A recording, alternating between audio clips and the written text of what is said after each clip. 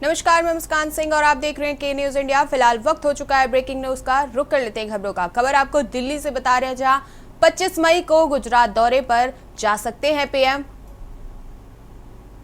25 मई को गुजरात दौरे पर जा सकते हैं पीएम मोदी।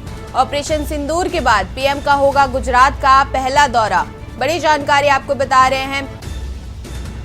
भुज, अहमदाबाद, दाहोद के कार्यक्रमों में हो सकते हैं शामिल।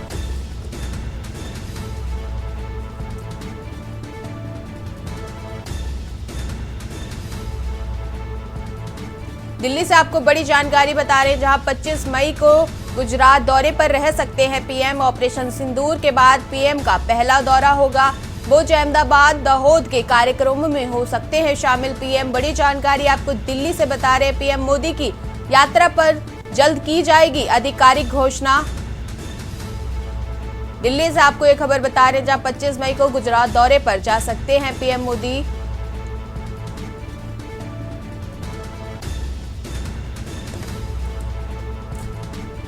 ज्यादा जानकारी के लिए हमारे साथ हमारे विशेष संवाददाता अखिलेश सिंह जुड़ चुके हैं। अखिलेश जी, 25 मई को गुजरात दौरे पर रह सकते हैं पीएम। किन किन कार्यक्रमों में शामिल हो सकते हैं अगर गए? अखिलेश जी। नरेंद्र मोदी का 25 मई को गुजरात दौरा सामने आ रहा है और आधिकारिक सूत्रों से अभी इसके कार्यक्रम की विस्तार से जानकारी नहीं दी गई है, लेकिन अभी जो सूत्रों के हवाले से पता चल रहा है कि गुजरात के दौरे पर प्रधानमंत्री नरेंद्र मोदी जाने वाले हैं। 25 मई की तारीख मुकर्रर की गई है।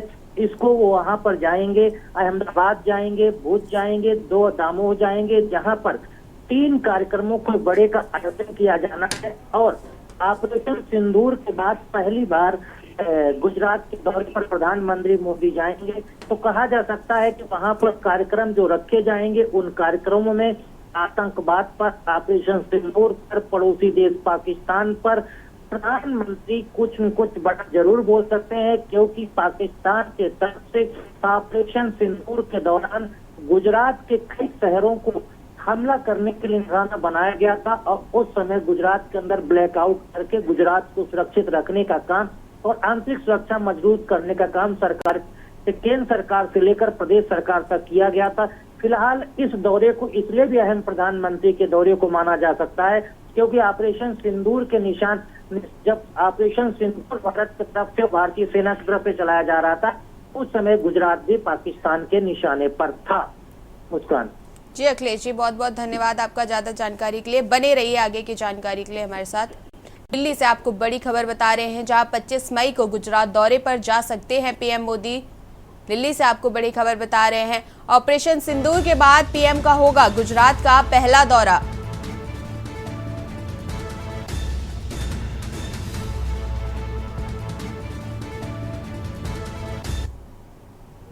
दिल्ली से आपको खबर बता रहे हैं, जहां एमसीडी की स्टैंडिंग कमेटी का होगा चुनाव।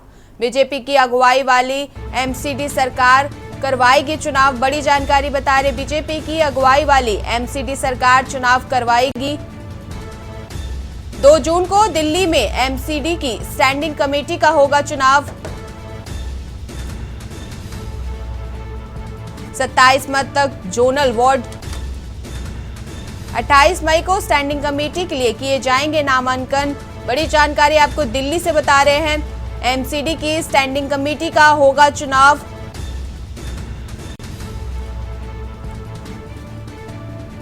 बीजेपी की अगुवाई वाली एमसीडी सरकार कराएगी चुनाव। 2 जून को दिल्ली में एमसीडी की स्टैंडिंग कमेटी का होगा चुनाव। ज्यादा जानकारी के लिए हमारे साथ हमारे संवाददाता अखिलेश सिंह जुड़ चुके हैं। अखिलेश जी, 2 जून को एमसीडी के चुनाव होने हैं, और क्या ज्यादा जानकारी है? दिल्ली के नगर निगम यानी एमसीडी में भारतीय जनता पार्टी की सरकार बनने के बाद लगातार भारतीय जनता पार्टी अपने स्टैंडिंग कमेटी के चुनाव कराने की ओर बढ़ रही थी, ताकि नगर निगम के काम दिल्ली की जनता के हित में जल्द से जल्द कराए जा सके। क्योंकि जब तक स्टैंडिंग कमेटी की चुनाव नहीं होता है, वो कमेटियां गठित नहीं होती हैं, तब तक तमाम तरह के विकास कार्य दिल्ली में रुके हुए हैं।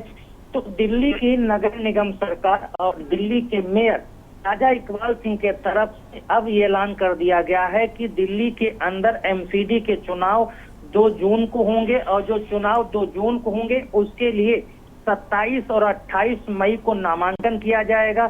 जो जोनल वार्ड लेवल की कमेटी बनेगी लिए उसके लिए नामांकन 27 मई को से शुरू होगा और जो स्टैंडिंग कमेटी के लिए चुनाव होंगे उनके लिए नामांकन 28 मई से शुरू होगा और उसके बाद 2 जून को स्टैंडिंग कमेटी और जोनल वार्ड कमेटी के लिए चुनाव होगा और जो कमेटियों के चुनाव होने के बाद उनके जो चेयरमैन चुने जाएंगे वो चेयरमैन अपनी अगुवाई में दिल्ली की जनता के हित में नगर निगम के सभी कार्य की शुरुआत करेंगे।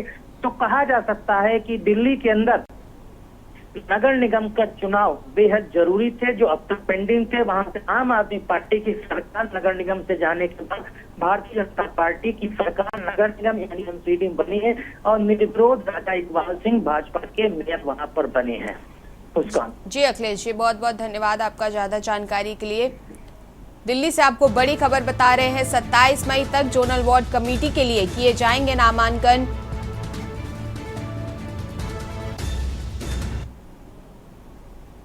खबर आपको दिल्ली से बता रहे हैं जहां विदेश सचिव विक्रम मिस्री करेंगे संसदीय समिति की ब्रीफिंग। बड़ी जानकारी आपको बता रहे दिल्ली से विदेश सचिव विक्रम मिस्री आज फिर करेंगे संसदीय समिति को ब्रीफ। भारत पाकिस्तान संघर्ष पर संसदीय समिति को करेंगे ब्रीफ। बड़ी जानकारी आपको बता रहे हैं दिल्ली से विक्रम मिस्री ने सोमवार को भी समिति को किया था ब्रीफ। ब्रीफिंग के दौरान सांसदों के कई सवालों को दिए जाएंगे जवाब। विक्रम मिस्री 10 मई को हुए सीज फायर की देंगे पूरी जानकारी। बड़ी जानकारी आपको बता रहे दिल्ली से विदेश सचिव विक्रम मिस्री करेंगे संसदीय समिति को ब्रीफ। विदेश सचिव विक्रम मिस्री करेंगे संसदीय समिति को ब्रीफ। आज बड़ी जानकारी बता रहे हैं आपको दिल्ली से।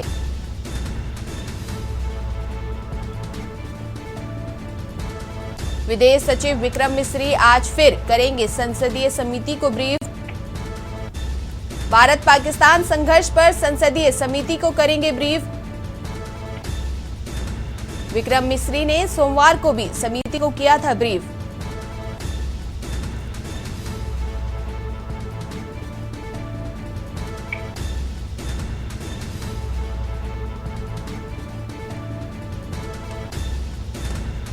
ज्यादा जानकारी के लिए हमारे साथ हमारे संवाददाता अखिलेश सिंह जुड़ चुके हैं। अखिलेश जी, ब्रीफिंग में क्या कुछ देखने को मिल सकता है? देखिए मुस्कान सर्वदलीय प्रतिनिधिमंडल विदेश के दौरे पर जाने वाला है। ऑपरेशन सिंदूर और पाकिस्तान में बढ़ रहे आतंकवाद के संरक्षण को लेकर देश दुनिया के सामने ये संसदीय समिति अपना पक्ष रखेगी और विदेश में जाके कई देशों के दौरे पर 7 सर्वदलीय प्रतिनिधिमंडल जा रहे हैं। प्रतिनिधिमंडल को ऑपरेशन सिंदूर के बारे में जानकारी विदेश मंत्रालय की तरफ से दी जा रही है।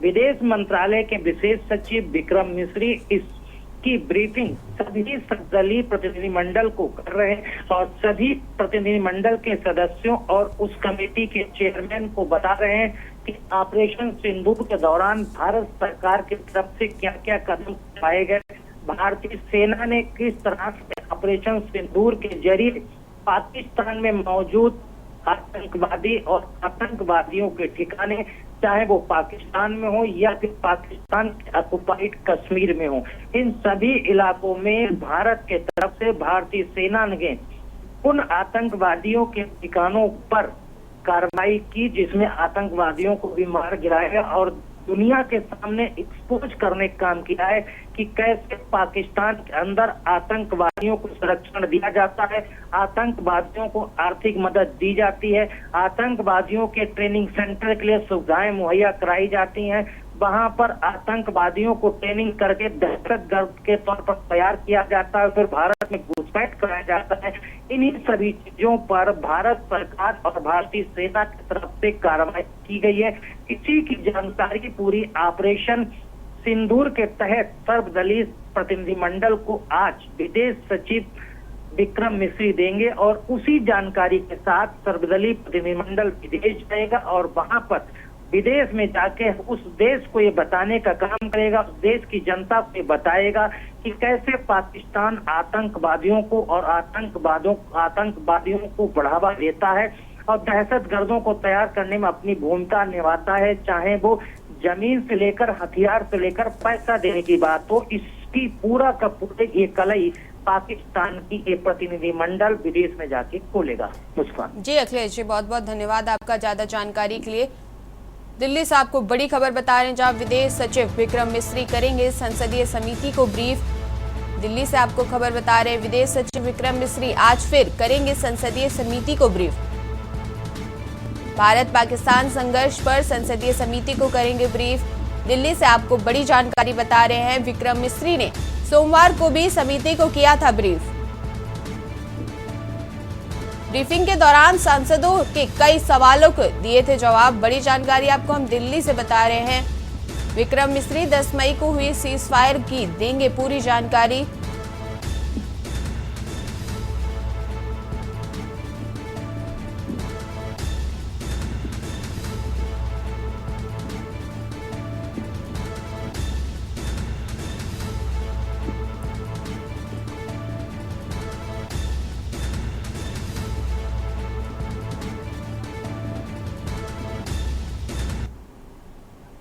खबर आपको महाराष्ट्र से बता रहे, जहां महाराष्ट्र में आज मंत्रिमंडल का होगा विस्तार। आज सुबह 10 बजे होगा मंत्रिमंडल का विस्तार। बड़ी जानकारी आपको बता रहे हैं, आज सुबह 10 बजे होगा मंत्रिमंडल का विस्तार। राजभवन में आज शपथ लेंगे छगन भुजबल। एनसीपी के छगन भुजबल लेंगे मंत्री पद की शपथ। बड़ी जानकारी आपको महाराष्ट्र से बता रहे हैं, छगन भुजबल आज मंत्री पद की लेंगे शपथ। महाराष्ट्र में आज मंत्रिमंडल का होगा विस्तार।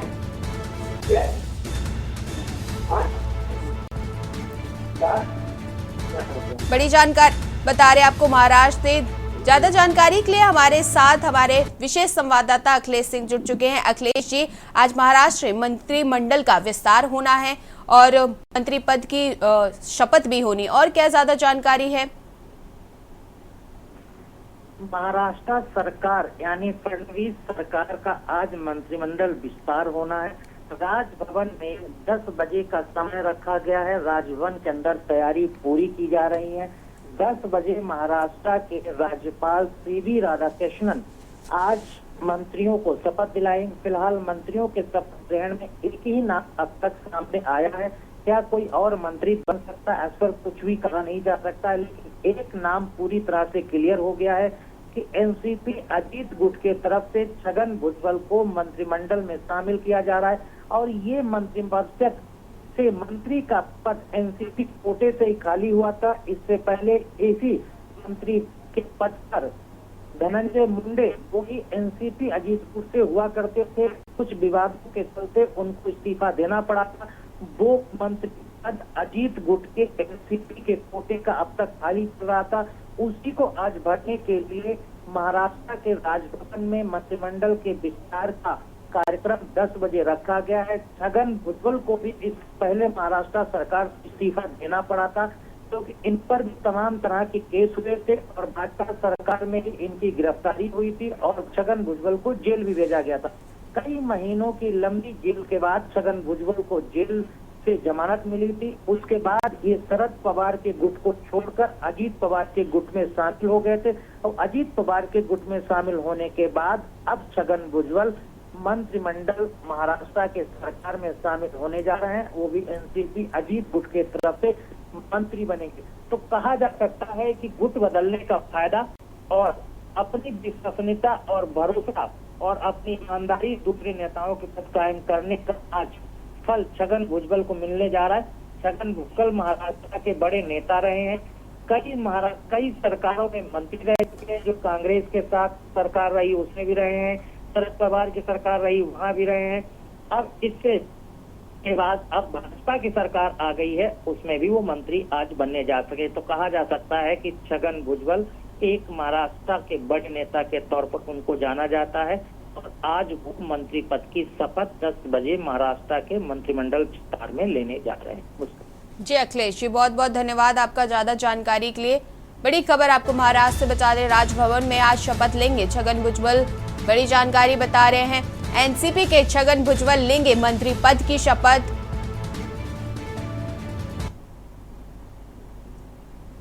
फिलहाल वक्त हो चुका है एक छोटे से ब्रेक का, मिलते हैं ब्रेक के बाद। आप देख रहे हैं के न्यूज, खबरों का सारथी। ब्रेक के बाद स्वागत है आपका बुलेटिन में। आपको सीतापुर से खबर बता रहे हैं, जहां तेज हवाओं के चलते मौसम में हुआ बदलाव। बड़ी जानकारी सीतापुर से बता रहे हैं, तेज हवाओं के चलते मौसम में बदलाव। तेज हवाओं के चलते मौसम में फिर बदलाव देखने को मिला, ओले गिरे। गर्मी से लोगों को थोड़ी सी मिली राहत। सीतापुर से आपके जानकारी बता रहे हैं, तेज आंधी पानी के चलते गिरे पेड़। आम के किसानों को भारी नुकसान। सीतापुर से आपको बड़ी जानकारी बता रहे हैं, तेज आंधी पानी के चलते गिरे पेड़। सुबह से हो रही भारी बरसात, तेज हवाओं के चलते मौसम फिर बदला। तेज हवाओं के चलते मौसम में हुआ बदलाव, ओले गिरे। सीतापुर से आपको जानकारी बता रहे था, तेज हवाओं के चलते मौसम में हुआ बदलाव।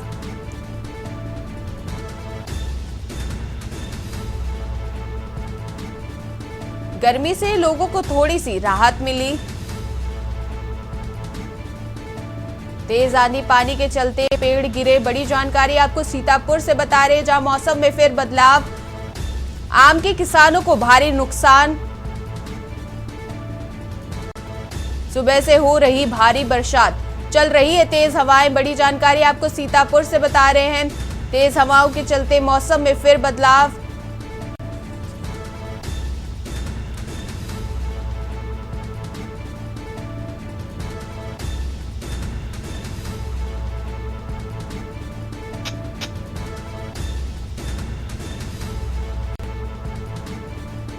तेज हवाओं के चलते मौसम में हुआ बदलाव, ओले गिरे। सीतापुर से आपको जानकारी बता रहे हैं, गर्मी से लोगों को थोड़ी सी राहत मिली।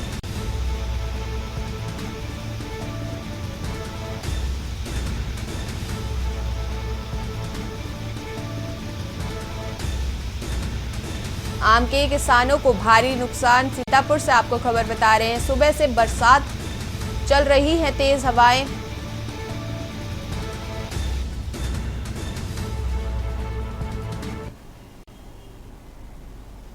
खबर आपको लखनऊ से बता रहे, जहां यूपी के 30% महंगी होगी बिजली दरें। यूपी के 30% होंगी महंगी बिजली दरें। पावर कॉरपोरेशन ने 1916 करोड़ रुपए का घाटा बताया। विद्युत नियामक आयोग में भेजा गया संशोधन। नियामक आयोग से विचार करने की मांग की गई। बड़ी जानकारी आपको लखनऊ से बता रहे हैं, यूपी के 30% महंगी होगी बिजली दरें। यूपी में 30% महंगी होंगी बिजली दरें। पावर कॉरपोरेशन ने 19,600 करोड़ रुपए का घाटा बताया। विद्युत नियामक आयोग में भेजा गया संशोधित प्रस्ताव। बड़ी जानकारी आपको लखनऊ से हम बता रहे हैं, नियामक आयोग से विचार करने की मांग की गई। यूपी के 30% महंगी होंगी बिजली दरें।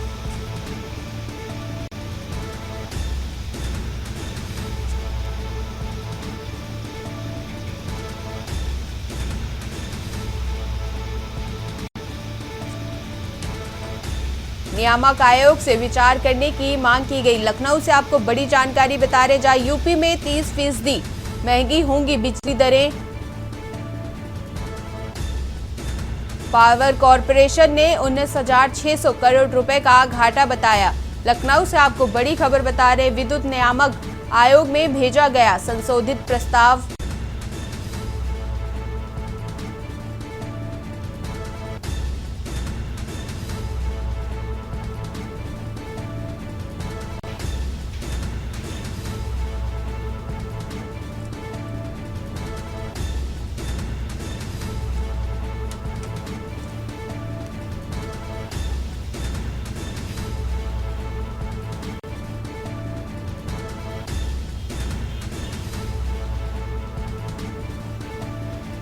लखनऊ से आपको बड़ी जानकारी बता रहे हैं, यूपी में 30% महंगी होगी बिजली दरें।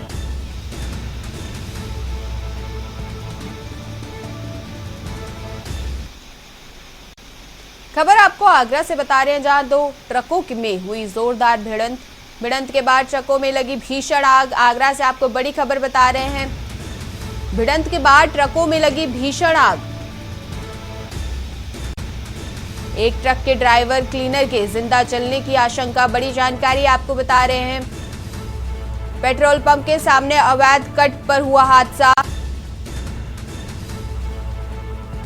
अवैध कट से रोजाना मुड़ते हैं वाहन। बड़ी जानकारी आपको आगरा से बता रहे हैं, जहां 2 ट्रकों में भिड़ंत। डीजल भरवाने के लिए ट्रक कर रहा था रोड पार। तेज रफ्तार ट्रक ने ट्रक को मारी जोरदार टक्कर। हादसे के बाद लगा लंबा जाम। आगरा से आपको बड़ी जानकारी बता रहे हैं,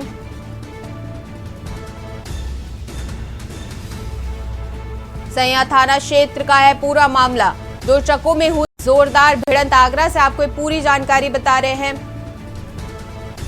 भिड़ंत के बाद ट्रकों में लगी भीषण आग। एक ट्रक के ड्राइवर क्लीनर की जिंदा जलने की आशंका। आगरा से आपको बड़ी जानकारी बता रहे हैं, आगरा से 2 ट्रकों में हुई जोरदार भिड़ंत। खबर आपको कन्नौज से बता रहे हैं, जहां धरना दे रहे लोगों पर पुलिस ने बजाई लाठियां। थाने में धरना दे रहे लोगों पर पुलिस ने भाजी लाठियां। लाठीचार्ज से नाराज पीड़ित के परिजन कर रहे थे प्रदर्शन। इलाज के दौरान किशोरी की मौत के बाद हुआ था विवाद। कन्नौज से आपको बड़ी जानकारी बता रहे हैं,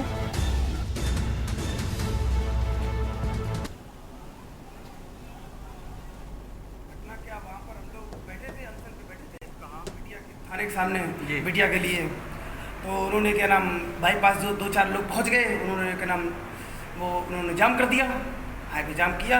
उसके बाद जो हमारे वरिष्ठ लोग जो वहाँ बैठे थे माइक लेके, तो उन्होंने उनको बुलाया। अब बुलाने के बाद सब लोग यहाँ आ गए। 2-4 मिनट में पीएसी आ गई।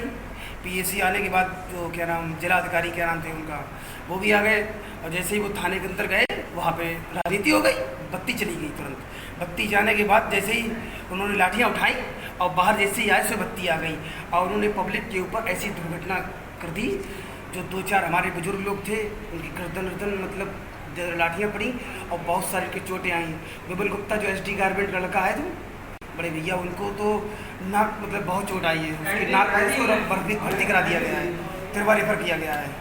और हमारे वो जो हाथों पे मतलब लाठियाँ पड़ी हैं, पैर पड़ी हैं, ये सब राजनीति हो रही है। ज्यादा जानकारी के लिए हमारे साथ अमित जुड़ चुके हैं, हमारे संवाददाता। अमित, पुलिस ने धरना दे रहे लोगों पर लाठीचार्ज किया, क्या ज्यादा जानकारी है? दोपहर का है। यहाँ पर एक शिवरामोद क्षेत्र में एक प्राइवेट हॉस्पिटल है श्री कृष्णा।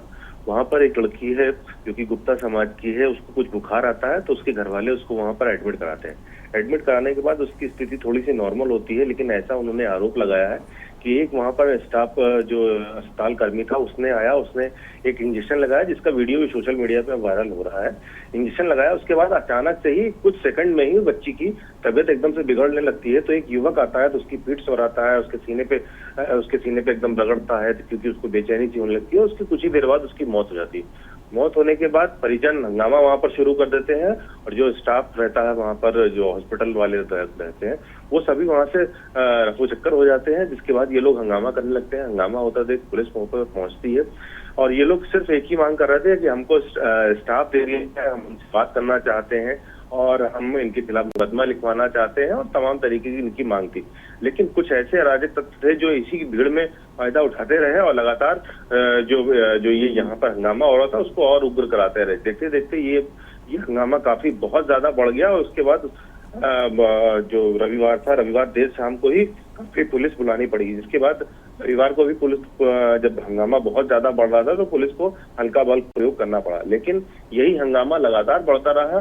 सोमवार की सुबह जब बच्ची का अंतिम संस्कार किया गया, उसके बाद दोपहर तक यहाँ पर व्यापारिक संगठन काफी एक्टिव है, गुप्ता समाज के लोग एक्टिव है और सभी फिर देर शाम छिबरामऊ पहुंच गए हैं और छिबरामऊ कोतवाली के पास में उन्होंने फिर से वहां पर हंगामा शुरू कर दिया। इसके बाद अब उनकी एक मांग थी कि हम लोग वहां पर बातचीत करने आए थे और पुलिस से न्याय मांगने की कोशिश कर रहे थे, जिसके बाद पुलिस ने हम लोगों को लाठियां चला दी।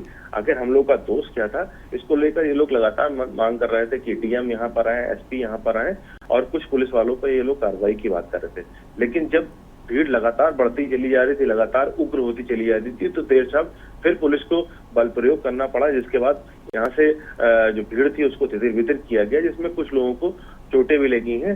लेकिन अभी भी स्थिति ऐसी है कि सोशल मीडिया पे जिस तरह का चल रहा है कि एक दूसरे के प्रति बोल रहे हैं कि हम लोग आगे बढ़ेंगे और भी विरोध करेंगे, तो कहीं ना कहीं स्थिति तनावपूर्ण बनी हुई है। लेकिन ये तनावपूर्ण स्थिति तब बनी जब इस घटना को राजनीतिकरण देने की कोशिश की गई। पहले तो समाजवादी पार्टी की तरफ से इस पे कई लगातार ट्वीट आए समाजवादी। ठीक है अमित, धन्यवाद आपका बहुत बहुत जानकारी के लिए।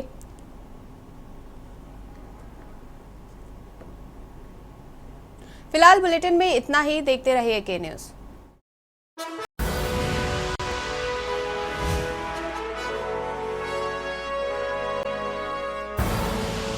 आप देख रहे हैं के न्यूज़, खबरों का सारथी।